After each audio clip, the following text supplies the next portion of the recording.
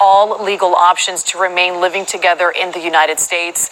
She's the wife of a former Marine who had been living quietly in this country for years until this morning when she was deported. NBC6 reporter Amanda Plasencia live in the newsroom.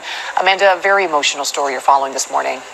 Yes, that's right, Roxy. In a military family in Orlando, they've been shattered after a veteran's wife was deported back to Mexico, and cameras capturing her emotional farewell today at the airport. Heartbreak for a family torn apart with an indefinite departure. Always said in the news that you love veterans, that you love the military, that you're doing everything for the military. My husband is a veteran. He fought for this country 3 times.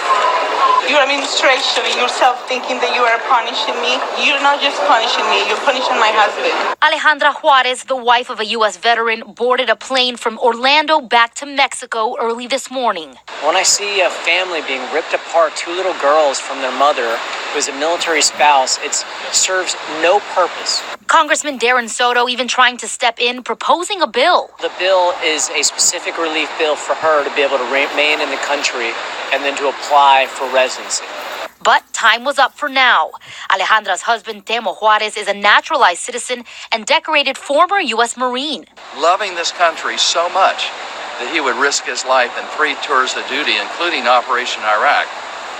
So how do we say thank you for your service? This was the perfect opportunity to tell Temo, thank you for your service, but we didn't do it.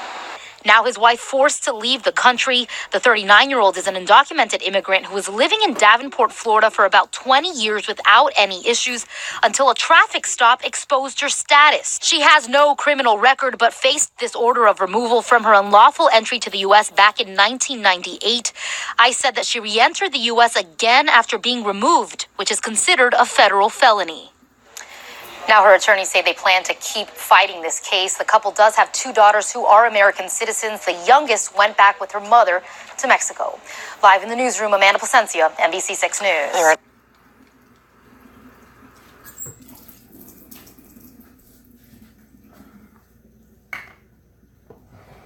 There was panic on the street this afternoon when the witnesses say a man pulled a gun and started shooting.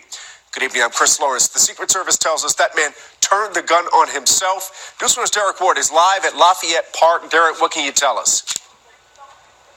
Well, the first thing we want to note is that neither the president nor the first lady was at the White House when this incident happened. But as you can see now, it's more of a typical evening here in front of the White House on Pennsylvania Avenue. In fact, most of the folks here are more than likely oblivious to the drama that played out on this sidewalk over there. Because it was a pow, pow, pow within 2 seconds. Shots were fired. Frightened tourists run for cover as the sound of gunfire rings out in front of the White House. My hands are still a little on the not stable side. James Stewart Jr., in town from North Carolina with his sons, was there as it all went down. His son James III was closest to the incident, closest to the gunman. He was facing the White House. He drew his gun, raised it, shot twice, and then shot himself. He's down. Come on! Disbelief, panic, a surreal scene. The gunman didn't say anything. He didn't stand out, just another tourist, until he drew the weapon. He fired. It looks like he fired at the very top of the White House. So he fired 2 shots. We just heard 1 pop, and then there's a slight delay, and then we heard 2 more pops, and then people started running. We saw some gun smoke over by the gate. At that point, I grabbed my younger 2 kids. My older son was in front of us a little bit.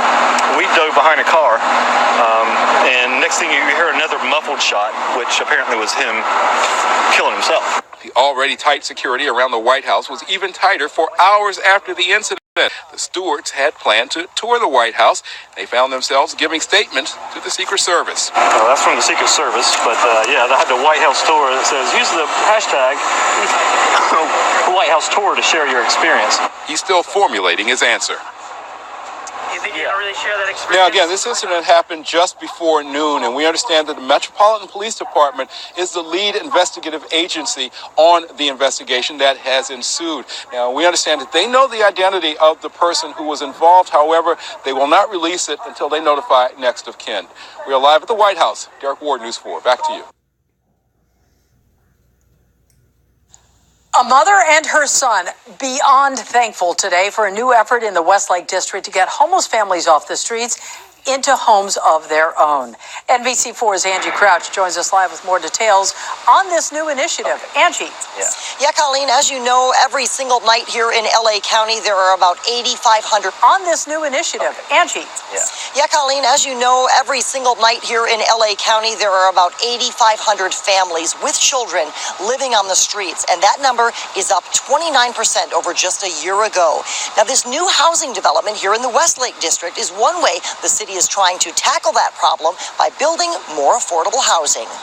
Oh my gosh, look, it looks so different. Oh my 23-year-old Aaliyah Dukes is moving into the first real home she's ever had. She and her son Aiden have been homeless for 3 years, bouncing from place to place. I'm happy, it's joy. I walk in, my son loves it. I say, Mommy, I love my new house. Do you love it? I say, yes, this is your house. Aaliyah grew up in foster care. When she aged out of the system and gave birth prematurely to Aiden, she knew she had to build a better life for her son. I had him, he's 520 grams. He's like right here. And I'm just like, we're gonna still fight because you came out, you wanted to fight early. So we finna go. You in a fight with me? Let's go. Let's go. I'm here for you every day. Aaliyah and Aiden are among 40 formerly homeless families now living at St. Anne's Beverly Terrace in LA's Westlake District, a $23 million development aimed at providing more affordable housing in a city plagued by homeless encampments. This is just a small answer to a really big problem. Tony Weaver heads up St. Anne's Supportive Housing Program. He says this subsidized project allows families to pay just 30% of their income for rent. Tenants also have access to a child care center, a rooftop garden where they'll learn to grow healthy food, and 2 on-site caseworkers will help them find a job or get into school. I know that I'm going to get to where I need to go. And look at me now. Hey. Now, since Aaliyah comes from the foster care system, her apartment was furnished for free from a nonprofit called A Sense of Home. They're also furnishing 11 other apartments here for other former foster youth. Aaliyah says with all the support they're giving her, this will build the foundation she needs to finish school and one day become a mentor for troubled kids. We're live in the Westlake District. Angie Crouch, NBC4 News. Well, it's a piece of TV history, but it's giving some San Francisco residents a headache. The Full House property in Lower Pack Heights is one of the most visited sites in the city. You see everyone there taking selfies. Neighbors claim, though, it's a safety hazard that could now trigger a ban. NBC Bay Area Sam Brock has been talking to people who live next door. And Sam, really, it's neighbors against the tourists. What's going to happen? Yeah, that's exactly right, Raj. And it seems like the neighbors right now are winning, or at least they're the loudest. They describe it as chaotic and crazy out here, and that is the Full House right behind me. We have been here all day. It's just essentially a revolving door. Chaotic and crazy out here, and that is the Full House right behind me. We have been here all day. It's just essentially a revolving door of people going by to take pictures and selfies in front of this house. Now, a new ban, as you mentioned, would primarily affect buses carrying at least 9 people through this busy and popular street. But if you spend 5 minutes here, you see it's not just the buses that are getting neighbors bent out of shape. In a city covered in multi-million-dollar mansions, it's the space in front of this quaint Pack Heights home that's in essence priceless. I grew up watching Full House back in the southern part of India, so it's very important. I relate to it. In fact, many people do. There are so many fans of Full House, neighbors begged the city to have mercy on their safety. Large vehicles were parking on the block right in front of the house, and that was causing people who are driving, walking, riding bikes to go around those large vehicles into the traffic lane, and that's creating a safety hazard. The SFMTA will weigh a ban on buses and vans, though people who live here say cars and ride-sharing trips clog things up too. How long have you been dealing with this for? We've been dealing for a while, but in the past couple of years since they've started construction again, it's gotten way more chaotic. Nicholas Hollister's home is attached to the Full House in the back. He tells me the release of the reboot, Fuller House, unleashed a new torrent of visitors. Some people were very, very angry, and the whole block has kind of come together in a sense. Signs posted next to the home help explain that anger. They say things like, "We hear you all day long, and please keep the volume down." On Tuesday, SFMTA will turn up attention to this highly trafficked, selfie-rich street when it holds a vote on the bus ban. And the city actually passed a very similar ban on tour buses in Alamo Square Park back in 2013, and they tell me that absolutely made things safer. If this ban that's getting voted on Tuesday is passed, it'll go into effect in 4 to 6 weeks. Reporting live from San Francisco, Sam Brock, NBC Bay Area News. Police in Tennessee are actively searching for this man here. They believe Travis Reinking is responsible for a mass shooting at a Waffle House. And we just got word there have been no credible sightings overnight for Reinking in Nashville, but a lot of eyes are also in downstate Morton, Illinois, where Reinking is from. NBC5's Sandra Torres is live in our newsroom now with the latest on this search. Sandra. Alex, while authorities are actively searching for Reinking, much of the focus has been on a brave customer who ambushed the shooter to take the gun away. And he says he's not a hero. He admits he did it selfishly to save himself, but ended up saving many more lives. You have to either react or you're gonna, fold. And I chose to react because I didn't see any other way of me, living. And that's all I wanted to do. I just wanted to live. Shaw's hands were burned after he grabbed the barrel of the gun. And the shooter, Reinking, took off after losing control of his AR-15. And here's what we know about Reinking. He moved to Nashville last fall, but his roots are still in Morton, a small community outside of Peoria.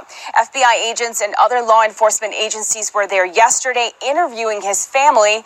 And as it turns out, this is not his first run-in with the law. Police say that Reinking's 4 guns were confiscated months ago because he trespassed outside of the White House. The police department has received information that the guns were returned by Tazewell County authorities to Reinking's father, who has now acknowledged giving them back to his son. And the suspect's father may now face charges. Now, authorities recovered 2 of Reinking's weapons, but 2 are still missing. That is why police are concerned about his whereabouts, because they believe he is still armed and dangerous. Now we turn to a story that has shaken the city since it broke at dawn. 5 people, including 3 babies, one only 3 days old, stabbed at a maternity center in Queens. The suspect is a woman. Her motive, the NYPD is still trying to figure it out. News 4's Paisy Chang live in Flushing with what we know at this hour. Paisy? That's right, 9 newborns. That's the number of infants that were being cared for in this house right here on 161st Street. This place bills itself as the Maybau Postpartum Center, a place to take care of newborns and their mothers. And they say they've been established for about 10 years. But city officials say this is the first time they've even heard of this place, leading some to wonder if they need to be subject to more regulations. The 911 recordings show the panic and disbelief over the stabbing of newborns at this Queens building. Someone came in and stabbed my baby twice. There were 5 victims in total, 3 newborns, a 63-year-old woman, and a 31-year-old man. The suspect, a 52-year-old woman who was working at the center as a night nurse for the babies. I just heard there's somebody screaming, somebody please help me. Neighbors woke up to screaming and sirens, but they were never sure what this place was. In Chinese, this neighbor told us she often saw pregnant women walking outside. This address advertises itself as the Maybau Postpartum Center, which provides 24-hour care for newborns and new mothers. Outside the house, there were diaper boxes and a baby car seat at the door. What kind of business was this? And were they equipped, vetted, and licensed to care for these kids and their mothers? The I-Team has reported on postpartum maternity centers before. In Chinese culture, women spend 30 days resting after birth. Many come to these centers where other people can care for them and their babies. The Maybau Center is not a licensed facility, and it does not need to be. In the past, the city and state health departments have told the I-Team because no medical care is given, they aren't regulated. We have to make sure that there are not other situations such as the one that exists here. There may be other facilities that are functioning as after birth care facilities. And because they don't need to be licensed, there's really no way to know how many centers there are in New York City or, in fact, New York State. Now, we did speak to the mother of one of the young victims, a baby girl just 13 days old who was stabbed during this incident. She is expected to make a full recovery. But she did tell us that to spend 30 days in this center, she did pay them $4,600. We're live from Flushing, Queens tonight. Paisley Cheng, News 4, New York. Paisley, thank you.